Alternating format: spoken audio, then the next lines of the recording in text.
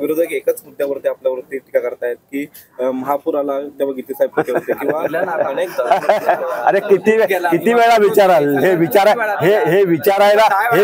विचारण्यासाठी सुद्धा काय सोय केलेली आहे काय? मी काल उत्तर दिला का? अरे तुम्ही एकच उत्तर कशाला? अरे हसण्या पलीकडे हे बघ, याच्यावर हसण्या पलीकडे माझ्याकडे काय उत्तर नाहीये. हसण्या पलीकडे याच्यावर काय उत्तर नाहीये. अरे बाबा, या पुरामध्ये ज्यावेळेला महाडमध्ये गुडघाभर चिखलात गेलो तेव्हा जे आरोप करतायत ते गाडीत बसून होते आणि आनंद गीते चिखलात तोडवीत त्या नगरपालिकेच्या कार्यालयात गेला. गाडीतून उतरले होते का विचारा, एक फोटो दाखवायला सांगा गाडीतून उतरलेला.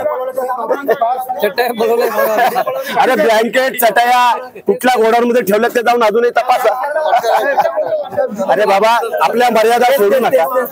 महाशास्त्री जावडेकरांच्या बसला जाणाऱ्या पत्रकारांना मला सांगायचं आहे, त्यांना पत्रकारांना प्रश्न विचारला की तुम्ही करोना याच्या कालावधीमध्ये कुठं होता? त्यावेळेला त्यांनी तुम्हाला प्रश्न विचारला आहे, तुम्हाला मॅनेज केलं की असा प्रश्न विचारला. तुमच्या विश्वासावरती आज आनंद गीतेने प्रश्न तयार केलाय. आता त्याचं उत्तर तुम्हाला द्यायचं, मला आणि भरवसेला नाही द्यायचं.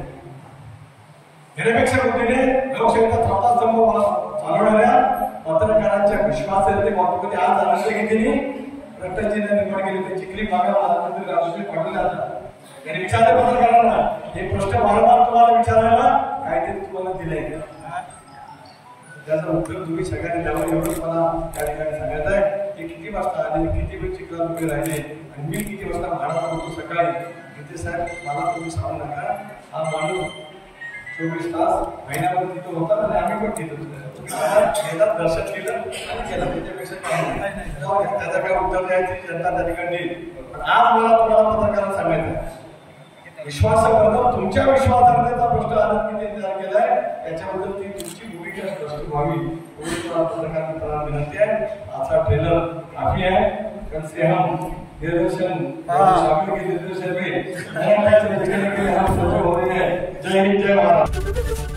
एबीपी माझा, उघडा डोळे बघा नीट.